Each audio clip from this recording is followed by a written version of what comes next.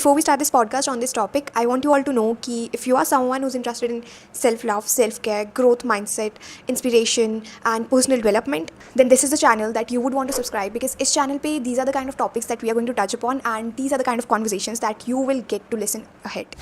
आज की वीडियो में I want to talk about positive affirmations because मुझे ऐसा लगता है कि इन टुडेज़ टाइम खुद के बारे में अच्छा बोलो, पॉजिटिव एफर्मेशन सेट करो, उनको लेकर लाइफ में आगे बढ़ो, ये एक नैरेटिव बहुत अच्छे से सेट हो चुका है.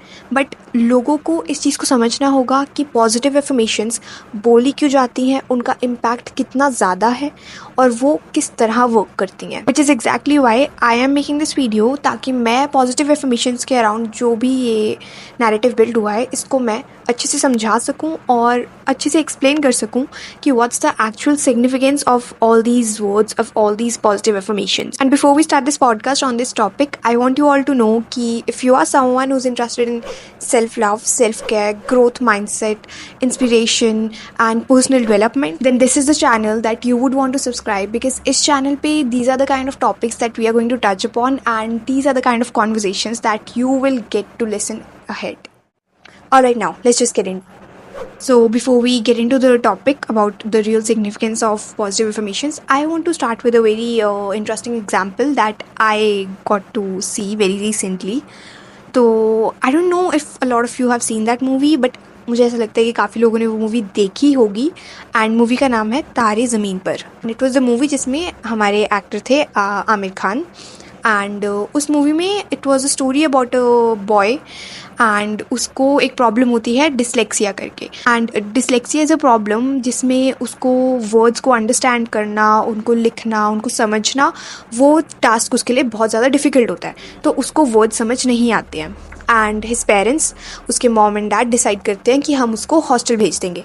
तो इस वजह से उसको हॉस्टल भेजा जाता है and there he continues to study.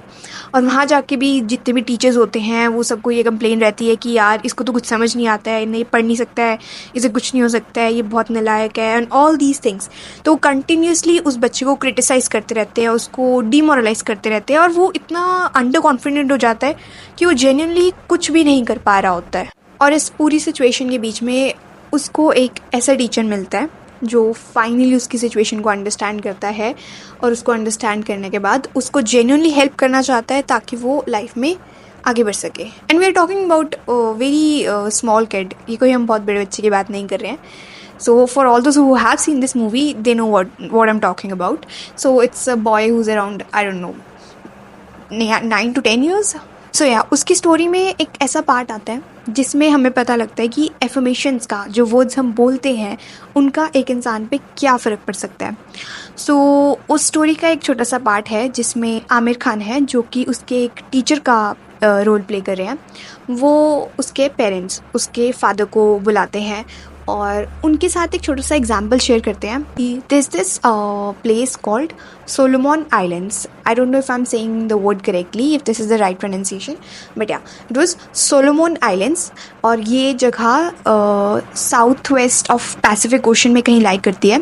And वहाँ पे वो उनको बताते हैं कि वहाँ पे जब लोगों को किसी पेड़ को काटना होता है तो वो उसको एक्स लेकर कट नहीं करते हैं. वो लोग क्या करते हैं, वो उस पेड़ के अराउंड इकट्ठे हो जाते हैं और इकट्ठे होने के बाद वो उस पेड़ को बहुत गंदा बोलते हैं, उसको गालियाँ देते हैं, उसको हार्श वर्ड्स, उसको गलत गलत बोलेंगे. एंड आफ्टर सम टाइम क्या होता है ना कि वो पेड़ के पत्ते खुद झड़ने लग जाते हैं, वो एकदम सूख जाता है and with in few days वो पेड़ खुद ही गिर जाता है. तो उस एग्जाम्पल के थ्रू वो बेसिकली ये समझाना चाहते हैं कि वो जो वर्ड्स यूज़ कर रहे हैं वो एनर्जी उस पेड़ को वो रिसीव हो रही है और वो रिसीव करने के बाद जो कि उनके वर्ड्स के थ्रू जा रही है, वो पेड़ eventually just dies. And that's the point of this conversation. तो what I want to explain over है इज़ कि अगर हम एक पेड़ को इतना गलत बोल रहे हैं और उसके ऊपर इतना फ़र्क पड़ रहा है कि it just completely withers out, it just dies after some time, तो ये चीज़ हम खुद के साथ तो बहुत बहुत सालों से करते आए हैं.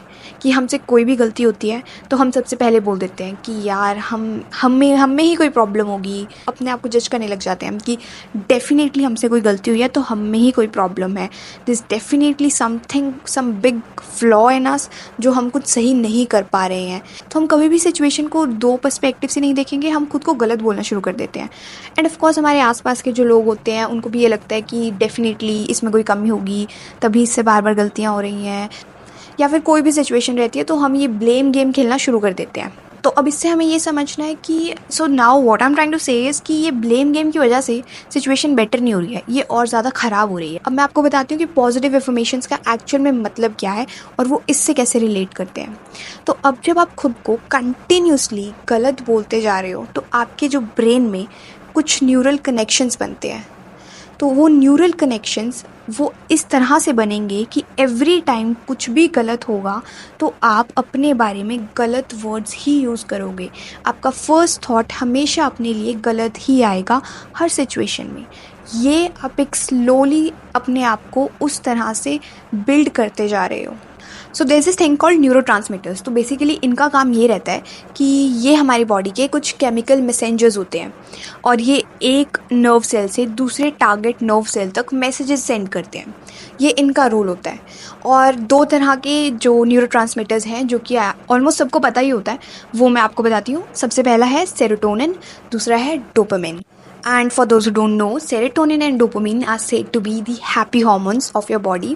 तो अगर आपकी बॉडी में ये रिलीज़ हो रहे हैं, that means that you're a very happy person and you're able to see life through joyful lenses. और ये बहुत ही अच्छे मोमेंट्स पे आपको फील होते हैं जब आप बहुत खुश होते हो या जब आपको रिवॉर्डेड फील होता है। उन केसेस में आप ये हॉर्मोन्स को फील कर पाते हो। And genuinely, if you want to build a very positive outlook towards your life, then in that case, you need to use positive affirmations, because positive affirmations, that word positive, वो आपको build करना है अपनी life में। तो इसी वजह से आपको affirmations को इस तरह से बनाना होगा, अपने बारे में आपको इस तरह के words choose करने होंगे जो आपको वो न्यूरोट्रांसमीटर्स रिलीज़ करने में पुश करे और आपके न्यूरल कनेक्शंस को स्ट्रेंथन करे, ताकि आप नेक्स्ट टाइम किसी भी सिचुएशन में हो तो आपका फर्स्ट थॉट एक पॉजिटिव थॉट रहे। हम कोई भी पॉजिटिव एफर्मेशंस को उठाते हैं तो हम सबसे पहले क्या देखते हैं, कोई भी अगर आपको बोलते हैं कि यार you should say good things about your self, चलो ठीक है।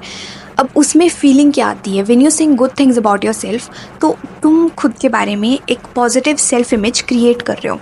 That I am a nice person, I am able to do things and I know my potential, I know that I can do well in life, I know that I do well in life.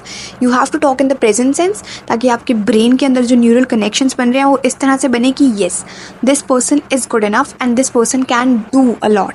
अपनी potential आप खुद से define करोगे। And I do have a few positive affirmations written down है, तो I just read this to you so that you get a better understanding कि आपकी positive affirmations कैसी होनी चाहिए। इट कुड बी एनीथिंग, आपके अकॉर्डिंग जैसा आपको लगता है कि सही है आप वैसी एफर्मेशंस बना सकते हैं। ऐसा नहीं है कि कुछ जैसा मैंने बोला है आपको वैसा ही करना है या जैसा किसी और ने बताया आपको वही एफर्मेशंस यूज़ करनी है। आपकी एफर्मेशंस बहुत पर्सनल होती हैं और ये आप किसी भी तरह डिज़ाइन कर सकते हैं, किसी भी तरह बना सकते हैं जिस तरह से आपकी सिचुएशन को ये फिट करता है। तो these are just few examples that I want to read to you guys. So have we go. The first one, I am grateful for the gift of each new day filled with endless possibilities and opportunities for growth. Second one, I choose to focus on the abundance in my life, knowing that gratitude is the key to unlocking even more blessings. Now, third one, I'm deeply thankful for the love and support of those around me, and I cherish the connections that enrich my life.